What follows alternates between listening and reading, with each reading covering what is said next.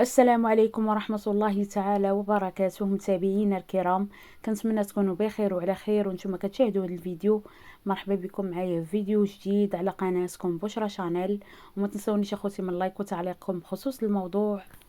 اليوتيوبر المغربية إلهام أخت اليوتيوبر أسماء بيوتي كتحتفل بعقيقة الابن ديالها، فغادي نخليكم مع الفيديو. البنات دائما كتشوفوني في المناسبات ديالي، ما يمكنش ما يكونوش معايا هادو كاملين.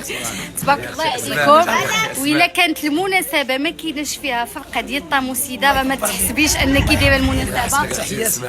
تبارك الله عليكم كاملين، واحد الدراري. الله يكتب فيكم، شكرا بزاف. لا يخطيكم، راه كيديروا كل شيء. بيع سيدي بيع.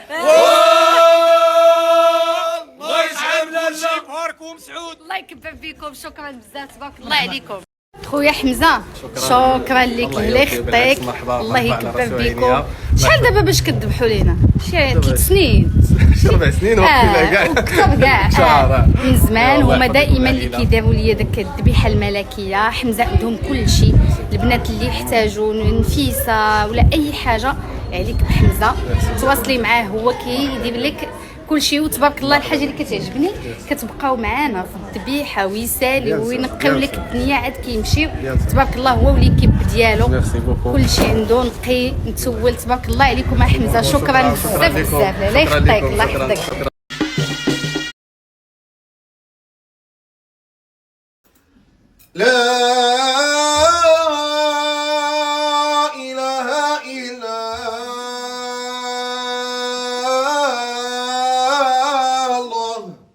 سيدنا ومولانا محمد رسول الله صلى الله عليه وسلم.